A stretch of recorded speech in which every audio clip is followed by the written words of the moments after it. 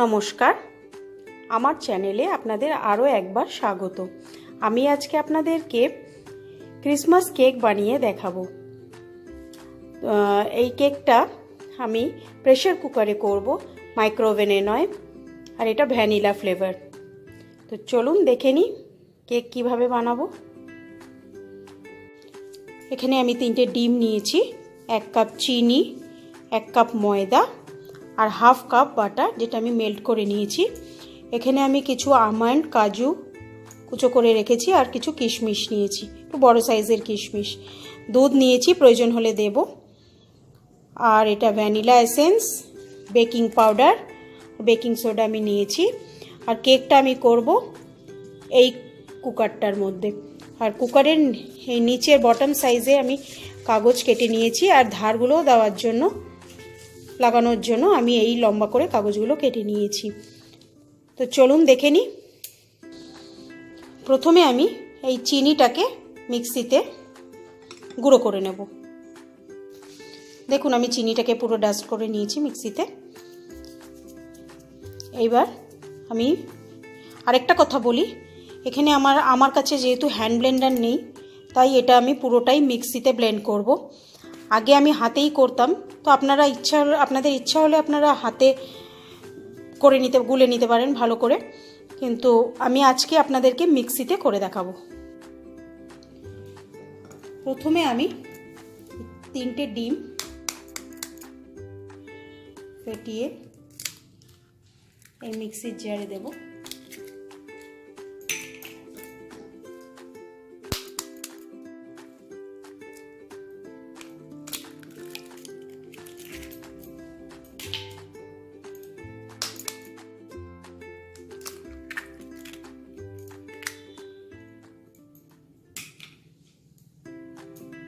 ডিমটা আর এই গুঁড়ো করা চিনিটা আমি একসাথে দিয়ে দেবো।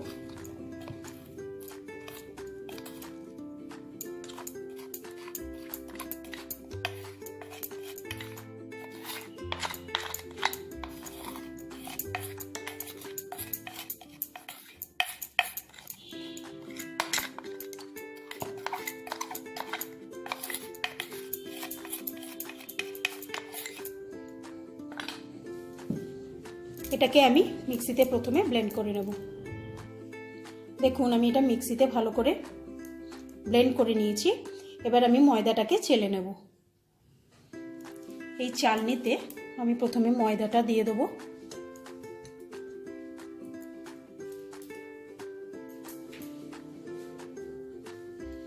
তারপরে আমি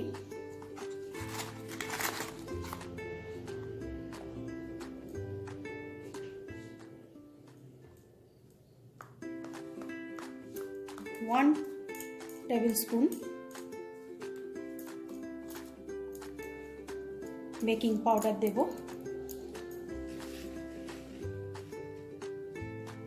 আর 1/3 স্পুন আমি বেকিং সোডা দেব।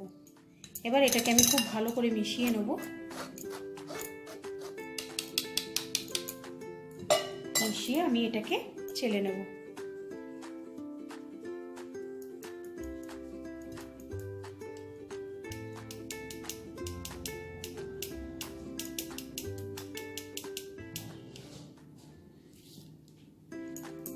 এটাকে আমি পুরো চেলে নিয়েছি।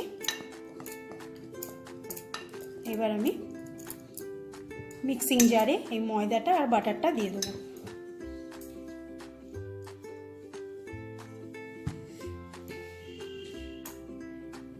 ময়দা আগে আমি বাটারটা দিই।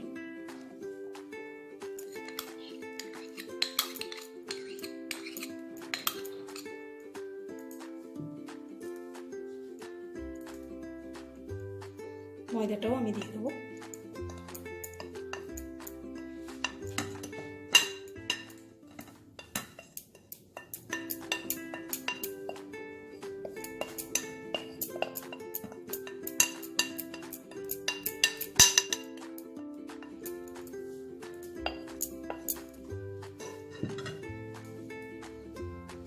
আর অল্প একটু কয়েক ফোঁটা ভ্যানিলা এসেন্স দিয়ে দেবো।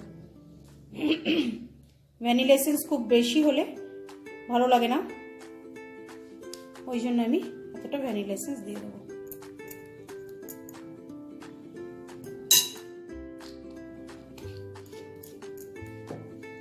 এবার আমি আবার এটাকে ব্লেন্ড করে নেব।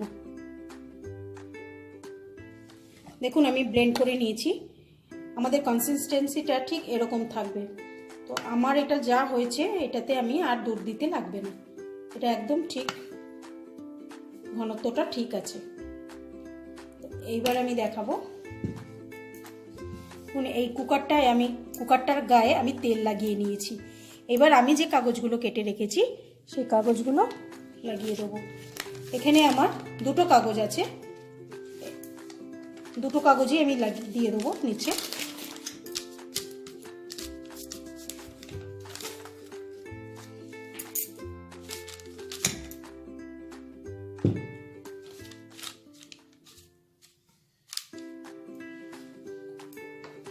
এই কাগজের ওপরেও আমি কিছুটা তেল দিয়ে দেবো। এটা আপনারা চাইলে বাটার পেপারও ইউজ করতে পারেন।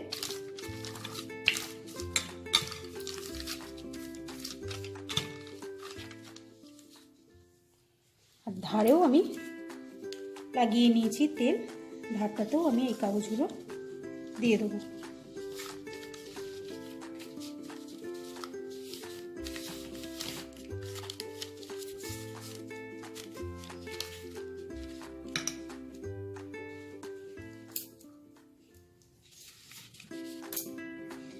দেখুন আমি কুকারের চারিদিক দিয়ে কাগজ লাগিয়ে নিয়েছি, আর কাগজের ওপরেও আমি কিছুটা তেল লাগিয়ে নিয়েছি। এবার আমি এতে এই ব্যাটারটা দিয়ে দেবো।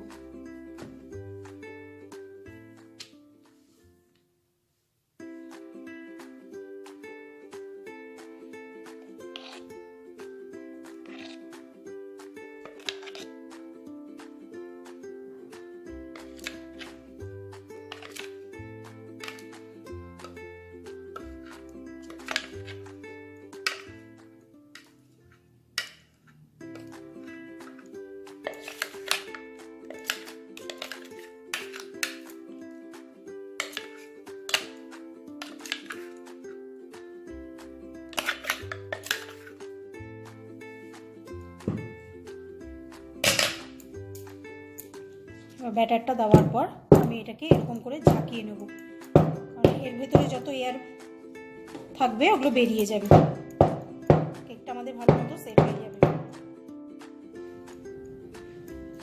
এবার এর ওপর দিয়ে আমি কুচো করে রেখেছি আমন্ড, কাজু আর কিশমিশ, এটা অল্প করে দিয়ে দেবো।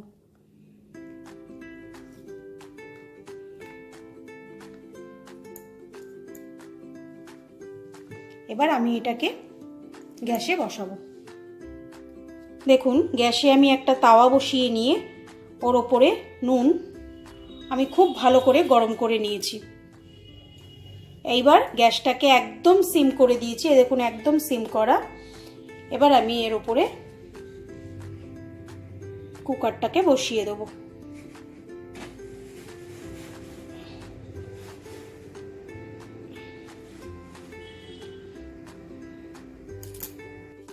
কুকারটা আমি বসিয়ে দিয়েছি।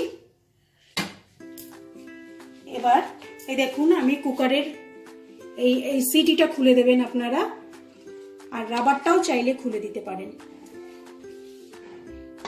কুকারটার মুখটা বন্ধ করে দেব।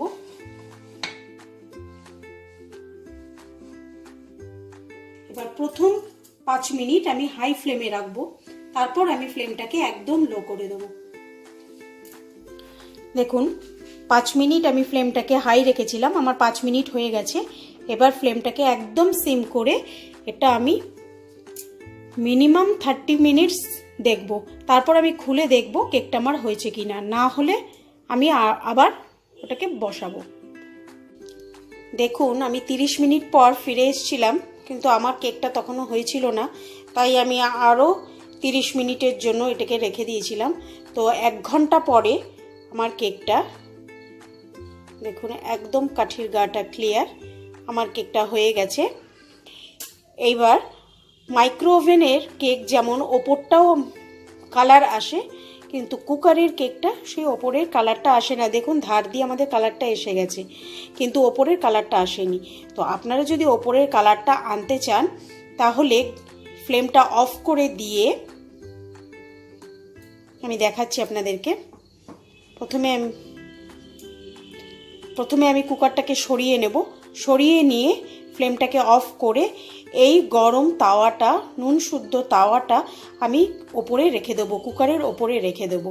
তাতে কি হবে, ওই তাওয়ার গরমে ওপরের কালারটা কিছুটা আসবে।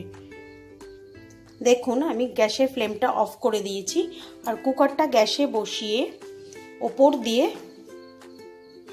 আমি এই নুনের তাওয়াটাকে দিয়ে দিয়েছি, আস্তে করে বসিয়ে দিয়েছি। তো এরকমভাবে আধা ঘন্টা রাখলে ওপরেও কিছুটা কালার আসবে। তো আমি আধা ঘন্টা রাখবো না, আপনারা চাইলে রাখতে পারেন। কেকটা আমার একদম তৈরি হয়ে গেছে। এটা আমি ঠান্ডা না হলে খুলে আপনাদের দেখাতে পারবো না, তাহলে এটা ঠান্ডা হলে আমি খুলে দেখাচ্ছি। দেখুন আমি কেকটা কুকার থেকে বার করে নিয়েছি, এটা পেছন দিক। আর দেখুন কেকটা কতটা স্পঞ্জের মতো নরম হয়েছে, খুব সুন্দর নরম হয়েছে, একদম নরম কেক।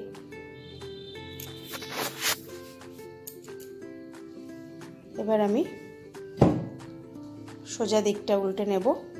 আমাদের কেকটা এখনো গরম আছে, তো এটা ঠান্ডা হলে আমি কাটবো। যেহেতু আমি 1 কাপ মেজারমেন্টে, আমার কাপটা ছোট, আমার 1 কাপ মেজারমেন্টে আমি করেছি। আর কুকারটাও আমার ছড়ানো কুকার, তাই এটা থিকনেসটা এরকম হয়েছে। এটা যদি আমি কোনো কেক মোল্ডে করতাম তাহলে আর একটু থিকনেসটা একটু বড় হতো। আমি আপনাদেরকে অল্প একটু কেটে দেখাচ্ছি।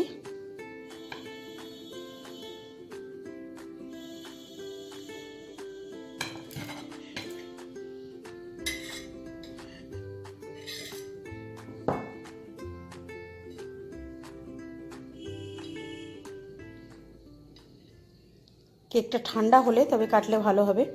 দেখুন আমার কেকটা কতটা স্পঞ্জের মতো হয়েছে। আমাদের কেকটা রেডি। আপনাদের যদি আমার এই রেসিপিটা ভালো লাগে, আপনারা আমার ভিডিওর নিচে লাইক বাটনে ক্লিক করতে ভুলবেন না। আর যারা এখনও আমার চ্যানেলটাকে সাবস্ক্রাইব করেননি, তারা আমার চ্যানেলটাকে সাবস্ক্রাইব করে নিন আর বেল আইকনটা টিপে নিন। তাহলে আমার নতুন নতুন রান্নার আপডেটগুলো সবার আগে আপনাদের কাছে পৌঁছে যাবে।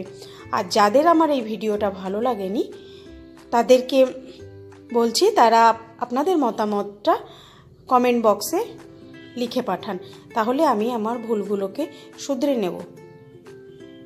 নমস্কার।